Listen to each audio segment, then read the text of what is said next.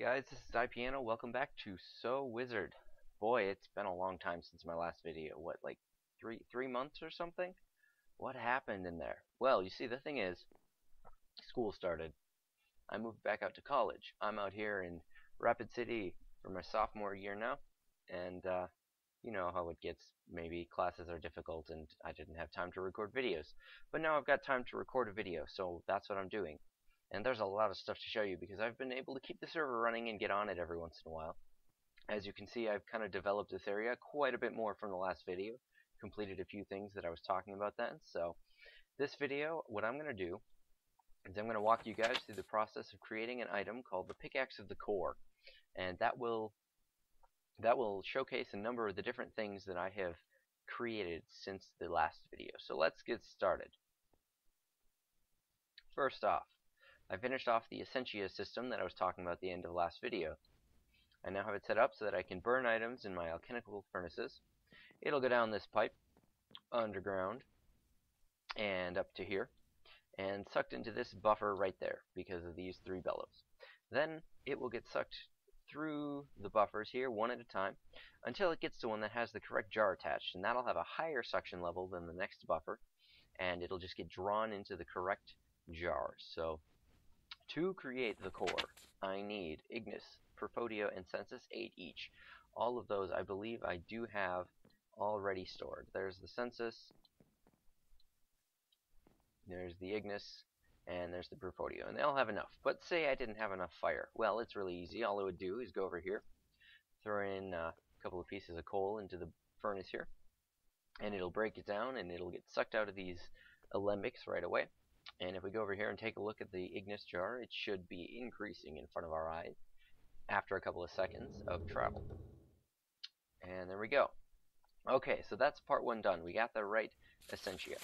And then normally, when you do infusions like this is what it's called, you would have to take the jars you need and take them to your Infusion Matrix and drop them down there. But since I have this Essentia mirror, I don't have to do that. I have a corresponding Essentia mirror over by the Runic Matrix, and it will draw the Essentia through there, excuse me, for the infusion process.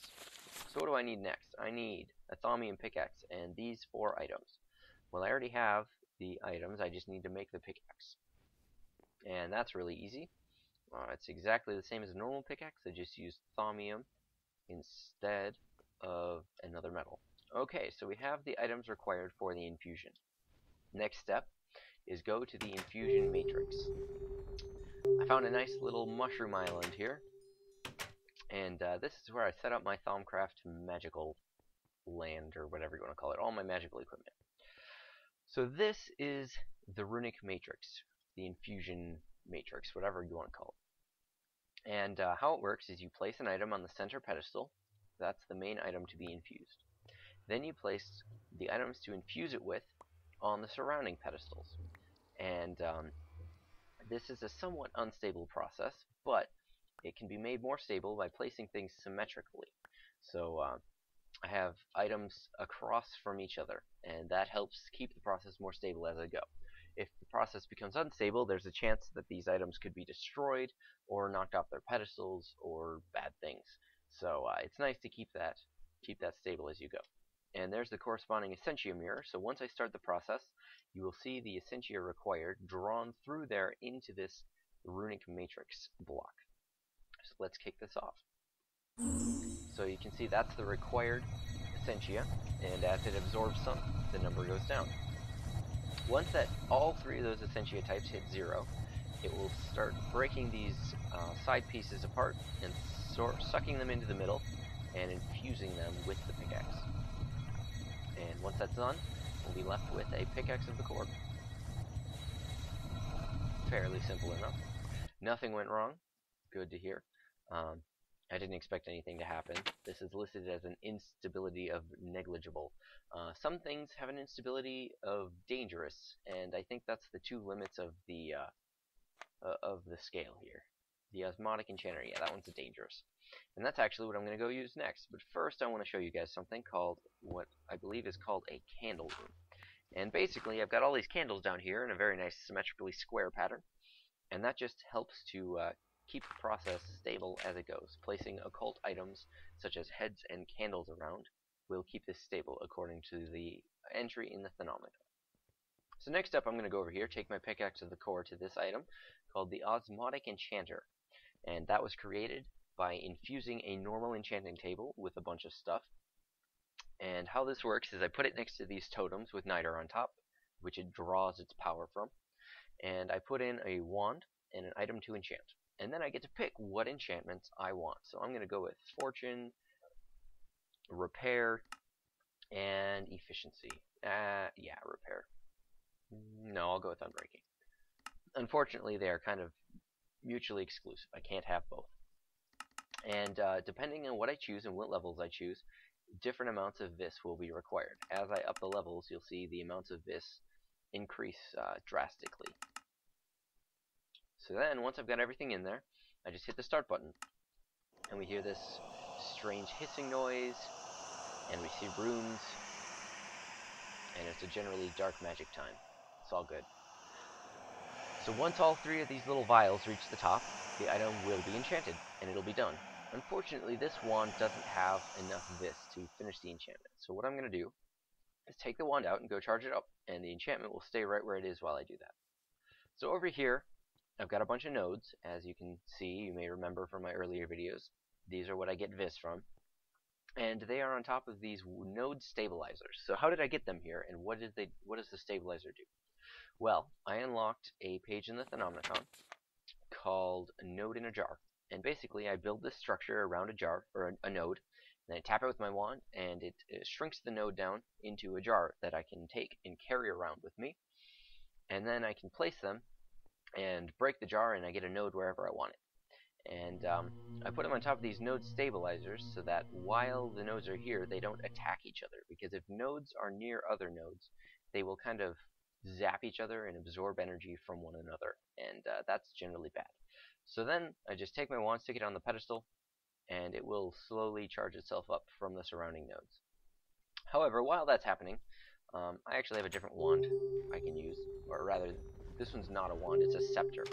And the difference is that scepters, you cannot put foci on. A focus is something that you can use to do like magical spells or something. And you can't put foci on scepters, they are for crafting only. But they can hold a lot more essentia, so there's that. There we go. So I'll just take my scepter over here, put it on the enchanting table, and finish up the enchantment process, hopefully.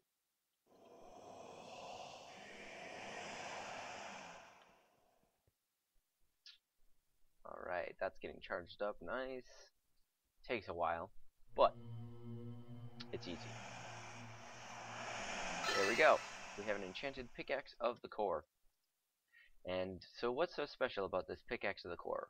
Why make one? Well, if I right click on the ground, it'll make a bunch of little red dots on the screen. Including right in front of me, apparently. But all the ones underground represent locations where there is ore. And so if I wanted to, I could dig down and find one of those dots and mine it out, and there would be ore there. Super handy when you're trying to mine and get ores. So that is the majority of what I have done on this Mushroom Island here. Also, you'll see up there something else, which I'll show you in a couple of minutes. So down here, I have this item called the Arcane Boar, and I created that using Infusion. And basically what you do is you put in a pickaxe and a wand focus of excavation, and it will mine. It will mine out a tunnel like this, lighting it up as it goes because I have an arcane lamp attached. If I did not have the lamp attached, it would not light up as it went. So it's a good thing I was able to get a hold of one of those. And as you can see, it's been going for quite a while, and I have a lot of drops from it, so I'll have to sort through that later. What else do I have to show you guys? Oh, I did something. I set up a farm using the Magical Crops mod. So Magical Crops is a great mod. It allows you to grow essence of basically anything. And what you can do is then craft this essence into the item that it represents. So here I have a crop of quartz, and if I break this one, I will get seeds and quartz essence. If I take 9 of these quartz essence and I put them in a square like this, I will get 8 nether quartz. So it's a great way to get resources. Coupled with these golems from Thaumcraft, it's really profitable on a server because this will keep running even when I'm logged off, since I have a chunk loader in the area. And the idea is, once these are harvested, once these are grown, the harvester golem will run around and break them and replant them, and then the grab or pick up dropped items golem will just run around and grab all of the drops from the broken. So right now I have a crop of wither skeleton and a crop of quartz, and those get funneled down into here, into this chest, and then I have 2 greedy chests attached, and one of them will grab all the seeds from the middle chest, and one of them will grab all of the essence, and then those get funneled down into these chests with the blue dot and the red dot. And those are kind of like ender chests. They are linked to chests back at my base that I can then I funnel the stuff out of them into larger chests for holding back at my base, so that I can sort through them and use them for whatever I want back here. So that's really useful. Also, this special effect is glitched out, so let me just reconnect to the server. That usually fixes it. But what you're looking at there is called I believe an elevated node. There we go, that's what it should look like. So what I've done is, I will just put a block there so we can take a look. What I've done is, I have a node in here, but it's not like other nodes. It has all of the kinds of essentia, but it's really weird and electric-y looking. And what I've done is I put something above it, which you can't really see, and there, node transducer. And what that does is it puts the node into this transduced state, energized. And what it does is it no longer produces vis like a normal node, it produces centivis per tick. So it is producing 2 centivis of each primal type per tick. And then these relays I can use to funnel it down wherever I want. So I use a relay to funnel it down here, and when I put something into my infernal furnace, it will draw fire centivis, and that makes this furnace run a lot faster than regular. I've also run one down here to this crafting table, and it's got a vis charge relay on top, so I can throw a wand on, and it will charge the wand while it is on the table using centivis. Additionally, I have a focal manipulator right next door which will draw from this charge relay, and I can take a focus and put it on there and upgrade the focus using XP and centivis. Boy, that's a lot of stuff. Oh hey, it's nighttime. So what are these focuses that I've been talking about? Well, like I mentioned, you can't use a magic wand without having a focus on it. They're not useful for anything other than crafting. But once you put on a focus, suddenly you can do whatever that focus is made to do. So I'm gonna come through here and grab my wand off the charging table, and I'll put a focus on and show you guys what kind of stuff I can do. So if I take my wand, I have a focus pouch on me, and I can just hit F, and I'll get a list of all the focuses available to me in my focus pouch. So I have a focus of warding, a focus of fire, a focus of frost, and a focus of shock. So if I choose, say, the focus of fire, then I get this little fire square focus on top of my wand. And if I right click, whoosh, fire. And that uses up vis from my wand. If you watch the little vis thing in the corner, you can see the fire goes down slowly as I cast that. I've also got my frost, which shoots a frost boulder that will freeze things and just do damage in general. And I have an electric shock focus, which will cast a ball of lightning and electrify the ground near where it lands. And then there's the focus of warding, which I can use to ward a block. So say I want to ward, I don't know, what block do I want to protect? Let's say I want to protect this specific stair. Can't do that stair. This specific block of quartz. I right click on it, and that's a bad example. This one. And it makes this little golden square around it, meaning it's protected. If I stop holding the wand, I can't see that. But if I try to break it, I can't break this block because it is protected by this focus. So that is that leads me into the final thing I want to show you guys in this video. I have... Actually, I don't need to be over here. I have created something I'm calling a WCU. And that stands for Wither Containment Unit. Well, what is that? That is pretty much exactly what it sounds like. I built a small room, and I warded it off, and if I build a wither inside it, it cannot escape, and it cannot break the building. So yeah, here we go. I used obsidian for the walls just because I could, but I mean, if I'd wanted to, I could have built the entire thing out of warded glass, or I could have built the entire thing out of like dirt or something. And then I have warded the entire frame structure, and since I built the rest of it out of warded glass and some warded doors, the wither cannot break any part of this structure. So I will just go to my pocket dimension. I've got some wither skulls since I've been growing wither essence. And I've got a bunch of, let's see, there, a bunch of soul sand. Because I have been growing lots of things with magical crops. So there we go, that is the stuff I need to build a wither. Oopsie. Wrong one. That portal takes me back home. Oh well. Okay, so I head back to the Mushroom Island, go up by my containment unit, and build a wither inside. And it'll grow and explode as normal, but the explosion will not damage the building, and he'll just kind of stand there and look at me, because he knows he needs to attack me, but he can't, because there is basically everything proof structure in the way.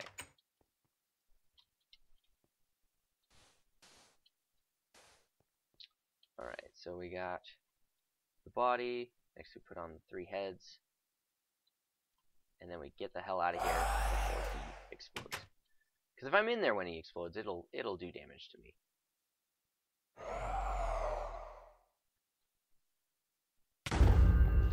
So there we go. We have a wither. And I guess the explosion can possibly do damage to me, but it will damage the cage, as you can see. And he'll just kind of chill in there. He can't do anything. He's stuck. And then whenever I want to kill a wither, I just go inside and whack him a few times, and he can't do anything about it, because I built this thing to be unbreakable by him. So if I just take my wand here, or my bow, open up the door, and shoot him a few times, he'll come over here, but he can't get out. He's too big.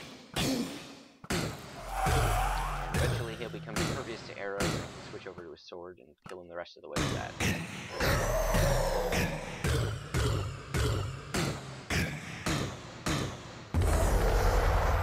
Nice and neat. Get a wither star and a miniature yellow heart, which is from, what mod? Tinker's Construct, and that I can actually use to give myself a permanent life boost, so that's really useful. Also, you might notice I'm flying right now. That's because I have enchanted my boots with slow falling, I believe. Yeah, slow fall, and I enchanted my leggings with ascent boost, which means I get the super jump. So I can jump really high and fall slowly without taking damage. So I'm just going to head back home. I believe that's everything I was going to show you guys for today. This texture keeps glitching out, and I don't know why that is, but I like it a lot better when it doesn't. Alright, that is all I got for you guys today. See you guys next time for whatever it is I decide to do another video on.